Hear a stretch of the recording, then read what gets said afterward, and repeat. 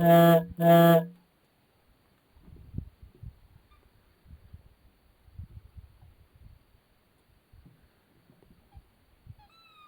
décidé de partir dans le Donbass pour faire une investigation. Donc on est au mois de juin, qui est diffusé, et on me voit avec un avion. Donc là, vous dites, mais comment l'armée française... Alors, ça voudrait dire que l'armée française a menti? Peut-être, peut-être pas, je ne sais pas, mais moi je pense pas. Moi je ne pense pas que l'armée française peut mentir sur ce telle chose parce que c'est trop gros. Donc moi je pense sincèrement que c'est les journalistes qui ont inventé cette réponse. Et je tiens à vous signaler également que j'ai demandé à Libération à 4 reprises de diffuser la réponse officielle du ministère de la Défense. S'il y avait eu une réponse du ministère de la Défense... Ils l'ont pas fait. Non mais si elle avait été diffusée, ça m'aurait enfoncé. Vous êtes d'accord avec moi? Pourquoi cette réponse n'a pas été diffusée? Parce que cette réponse n'existe pas. Tout simplement. Elle a été inventée de bout au bout. Bon bref, et pour résumer, c'est habituel. Les médias français... Donc depuis, si je comprends très bien, pour aller très rapidement, donc depuis là, la France te fait la guerre. C'est ça, parce qu'apparemment tu es pourchassé. Exactement. Et finalement... Oui, j'ai été arrêté aussi par la police française, j'ai été mis en prison, j'ai été torturé. Et ça je le dis. Donc pour avoir dit ce que tu as vu en Ukraine. Alors... Parce que la majorité des médias, la grande majorité des médias en France disent que c'est la Russie qui tue, la Russie n'a pas raison, c'est l'Ukraine qui a raison. Justement par rapport à ça, j'ai décidé de partir dans le Donbass pour faire une investigation. Donc on est au mois de juin, et au juin je pars en Donbass pendant plusieurs jours, et là, qu'est-ce que je trouve? Déjà je suis bombardé, au moment où j'arrive à Donetsk, je suis bombardé, j'ai failli mourir, et après je me relève, et au moment où je vais voir où est-ce que ça a été bombardé, je découvre malheureusement une maman et un enfant de 7 ans morts, main dans la main, dans un marché extérieur, et je prends un morceau d'obus qui est cassé, qui est sur le côté, et qu'est-ce que je vois sur ce morceau d'obus? Des inscriptions françaises, et il y avait notamment un tampon avec marqué Murat, M-U-R-A-T. C'est le tampon de la fabrication des obus français. Et on s'aperçoit que c'est un obus qui a été tiré d'un canon César, d'un canon français, et d'un obus de fabrication française. Donc je filme tout ça. J'ai les preuves que ces armes françaises viennent d'être utilisées pour tuer des civils. Donc c'est l'armée ukrainienne qui a utilisé ces armes françaises, mais c'est les Français qui ont donné ces armes. Donc la France donne des armes à l'armée ukrainienne, et l'armée ukrainienne les utilise pour tuer des civils. J'ai été témoin de ça. Et des civils ukrainiens. Ukrainiens en plus, leur propre population. Donc j'ai été témoin de ça, je suis aussi témoin, alors c'est un petit peu anodin, j'étais avec Azov du côté ukrainien quand ils combattaient, et je retrouve Azov en prison dans le Donbass. Je vais dans des prisons tenues par des militaires du Donbass ou de la Russie, et je tombe avec des prisonniers, donc Azov, où je peux leur poser des questions. Et c'est donc là, pour que les gens qui nous suivent puissent comprendre, le Donbass, c'est en Ukraine, mais ça appartient maintenant... C'est une zone russe. Voilà, c'est une zone contrôlée par les Russes. C'est contrôlé par les Russes. Exactement. Et cette zone contrôlée par les Russes a arrêté des prisonniers ukrainiens Azov, donc néo-nazis, et qui étaient dans les prisons là-bas. Et là, tu as pu les interviewer. Exactement. Et ils me racontent qu'ils ont tué des femmes, des enfants, qu'ils ont mitraillé des civils dans des bus. Ils m'avouent leurs crimes, parce qu'ils sont à bout, etc. Donc je me dis, mais là j'ai des preuves que ce sont des néo-nazis et que ce sont des criminels. Donc j'ai des preuves que des armes françaises sont utilisées pour tuer des civils et que ce sont des néo-nazis criminels. Je décide de rentrer en France. Je rentre en France fin juin, début juillet. Je prépare mon documentaire. 3 jours avant la diffusion de mon documentaire, je me fais arrêter par la BRI. La BRI, c'est la police d'intervention de la police judiciaire française. Cagoule noire, gros pistolet, 7 voitures qui m'interceptent. 7. Bon, moi tout seul. Hein. Ma fille de 7 ans était dans la voiture, je tiens à préciser. Qui a été choquée, qui a dû avoir un psychiatre à cause de ça. Donc je suis menotté, je suis amené, etc. Je suis mis en cellule pendant plusieurs jours et je suis torturé. Je suis torturé physiquement, certains policiers me tapent, je leur ai dit. Et bon, pour ma petite histoire, malheureusement, j'ai la maladie de Parkinson depuis 2 ans, donc j'ai un traitement qui est très lourd. Et la police décide de ne pas me donner mon traitement en me disant, tu vas subir, on va te faire subir. On me donne pas mon traitement, le fait de ne pas prendre mon traitement, je termine en réanimation à l'hôpital. Donc mon arrestation termine et mon emprisonnement à l'hôpital, etc. Donc mon avocat appelle le magistrat tout de suite, le procureur, et dit, mon client vient d'être torturé, etc. Bon, là, les faits sont là, les médecins ont constaté tout ce qui s'est passé, donc mon avocat arrive à me faire sortir de détention. Je sors de détention, je rejoins Moscou très rapidement pour sécuriser ma vie, et mon avocat dépose une plainte officielle contre le gouvernement français pour torture et mauvais traitement lors d'une arrestation. Tout ça, ça s'est passé en France.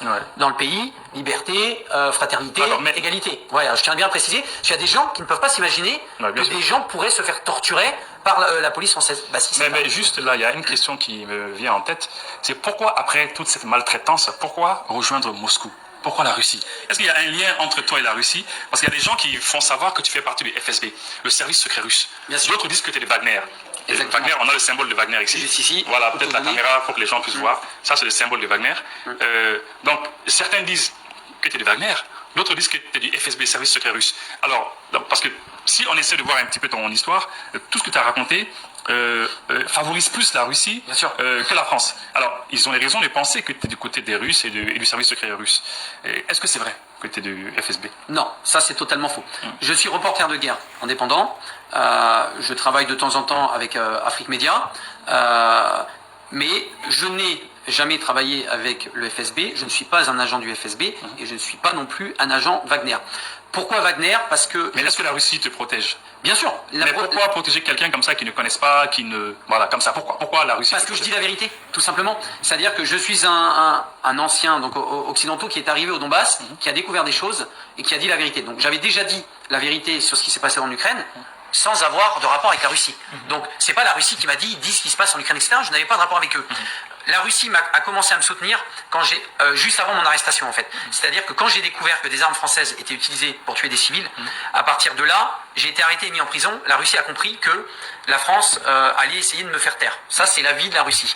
Donc la Russie a décidé de me protéger par rapport à ça, et aussi les services secrets ukrainiens. Les services secrets ukrainiens me cherchent, essayent de me tuer encore aujourd'hui. Ça, on en reparlera après sur la tentative de meurtre qui m'est arrivée quelques mois après. Donc voilà, c'est tout. C'est que moi, j'ai découvert des vérités. Je suis reporter de guerre indépendant, je diffuse ce que je vois, bah moi je dis la vérité. Que ça plaise à l'un ou à l'autre, je m'en fous, je suis désolé. Si je suis témoin depuis 1 an que des armes françaises sont utilisées pour commettre des crimes, ça c'est la vérité, c'est pas moi qui le dis, c'est mes images. Je filme tout, je diffuse tout.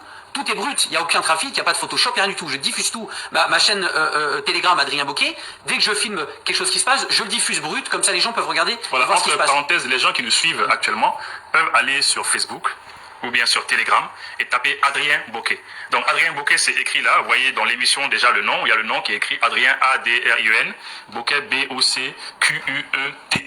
Donc vous tapez, vous allez savoir qui c'est Adrien Bocquet et tous les déboires, tous les problèmes qu'il a avec les médias français. Ah bah vous allez le voir aussi, oui. Voilà. Non mais maintenant, donc t'es pas du FSB, pas du service secret russe, t'es pas de Wagner. Non. Alors j'explique juste pour Wagner, je suis sur la ligne de front depuis 1 an et j'ai travaillé à Bakhmout. Bakhmout, vous savez, c'est la fameuse ville que la Russie d'ailleurs que Wagner vient de récupérer il y a quelques semaines. Récemment. Voilà, et ils se bat comme des fous depuis 6 mois. Je travaille avec eux en tant que journaliste depuis 6 mois. Donc je côtoie Wagner depuis 6 mois. Donc je connais très très bien ces militaires Wagner. Voilà pourquoi j'ai ce lien avec Wagner. Maintenant, je fais très attention parce que comme vous le savez, la France a reconnu Wagner comme groupement terroriste. Pour moi, ce n'est absolument pas des terroristes, mais ils ont reconnu Wagner comme terroriste. Donc, j'en parle parce que je travaille avec eux. Ce ne sont pas des terroristes. Je trouve ça extrêmement dommage que la France ait pris cette décision. Ce sont des... Wagner, Wagner, ce sont une milice militaire privée. Une milice militaire privée. Privée, voilà. Ce ne sont même pas des mercenaires. Je pense avant, c'était des mercenaires. Maintenant, c'est peut-être pas milice, ce sont des militaires privés. Voilà, c'est un groupement de militaires privés avec d'énormes moyens. La Russie, bien sûr, fait appel à leurs services, ils les aident pour les munitions, etc. Mais c'est un groupement militaire privé. Ce groupement militaire privé est également en Afrique, sur plusieurs pays africains, pour aider certains gouvernements sans préciser. Où, par exemple? Je ne sais pas si j'ai le droit de préciser où est Wagner. On peut parler du Mali. On sait que Wagner a été au Mali. De toute façon, je peux parler du Mali par rapport à Wagner, parce que vous allez sur Internet, même sur les sites de Wagner, vous avez par exemple une carte qui a été mise à jour il n'y a pas longtemps par Wagner, et Wagner dit à quel endroit ils interviennent au niveau du Mali. Donc à certains villages au nord, est-ce que Wagner est au Mali? Parce que les autorités ont toujours dit que Wagner n'est pas... En fait, alors moi, si vous me demandez à moi, je confirme. En fait, a toujours confirmé oui. que l'État malien, en fait, les militaires maliens collaborent avec l'État russe. Bien sûr. Et l'État russe envoie les instructeurs. Je suis entièrement d'accord. Bien sûr, le gouvernement russe est avec le gouvernement malien. L'État russe aide le Mali au niveau matériel, au niveau des formations aussi. C'est très important. Toutes les formations un petit peu spéciales pour les militaires, que ce soit les forces spéciales maliennes, que ce soit, vous savez, les spécialisations en explosifs, voilà, toutes ces spécialisations un petit peu spécifiques, ce sont des formateurs russes, de l'armée russe qui viennent et qui sont là, encore aujourd'hui, à Bamako, un petit peu partout au Mali, et qui forment justement ces militaires maliens. Mais si vous me demandez à moi, personnellement, moi je vous dis qu'il y a aussi Wagner au Mali, je vous le confirme. Ça reste mon opinion personnelle, attention. Là, ma réponse n'est pas la réponse du gouvernement russe, c'est la réponse d'Adrien Bocquet. Je tiens bien à préciser, oui, Wagner est là, Wagner est extrêmement discret, Wagner aide certaines forces spéciales maliennes qui sont au nord-est du Mali et qui interviennent contre les djihadistes. Wagner aide donc l'armée malienne sur des missions spéciales, sur des interventions spéciales pour attraper les djihadistes dans le désert ou entre des villages ou dans les villages. Ils sont très discrets, mais ils sont là. Ça, c'est mon avis personnel. Mais vous l'avez compris, Wagner travaille avec l'armée russe. Donc Wagner et l'armée russe, effectivement, c'est deux entités différentes, mais qui travaillent ensemble. D'accord? Je peux vous donner le Donbass. Le Donbass, Wagner et l'armée russe, sur un même poste, vous allez avoir, je ne sais pas moi, 3 militaires russes, 2 militaires Wagner. Les 5 travaillent. Est-ce qu'on peut faire la différence entre les militaires russes et Wagner? Est-ce qu'on peut faire une différence entre eux? Wagner, ce sont des hommes extrêmement aguerris, ce sont des hommes de force spéciale militaire, ce sont des hommes qui ont déjà fait plusieurs guerres. L'Afghanistan, la Syrie, la guerre du Kosovo. Voilà, ce sont des hommes vraiment physiquement très sportifs, militairement extrêmement aguerris, avec une expérience certaine, et ils ont tous des spécialités en armes à feu, en explosifs, etc. Vraiment à la pointe, avec les nouvelles technologies. Les drones, il y a énormément de spécialistes des drones. Wagner a énormément d'hommes spécialisés en drones. Et ça, par exemple, je sais que le Mali veut se mettre à la page avec les drones. J'avais discuté avec un responsable du ministère de la Défense malienne. Il m'avait dit que le ministère de la Défense malienne veut avoir des groupes spécialisés en drones, par exemple. Parce qu'ils se sont aperçus, même avec la guerre de l'Ukraine, que le drone est extrêmement important. Avec le drone, vous pouvez voir, vous pouvez attaquer, et comme on dit, ça limite les pertes. C'est-à-dire que vous pouvez attaquer avec un drone et laisser les militaires en arrière, ce qui évite d'aller tuer des hommes pour rien. Donc ces drones, on va dire que c'est la nouvelle génération, c'est la nouvelle guerre. Et le Mali veut les drones, veut ces drones.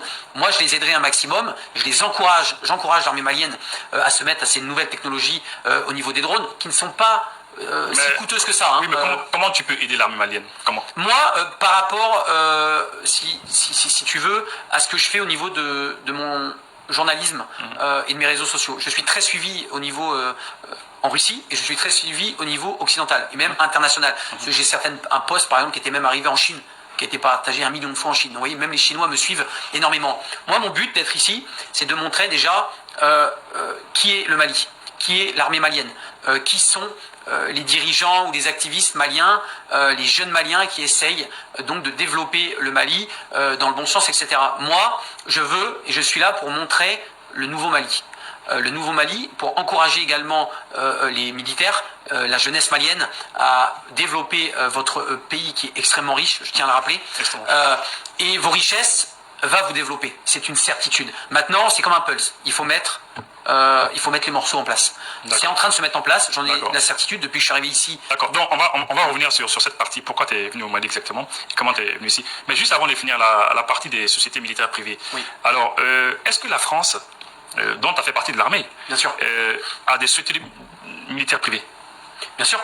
Alors, oui et non. On va dire que moi, les sociétés militaires privées que je connaisse sont gérées par des Français, mais sont basées à l'étranger.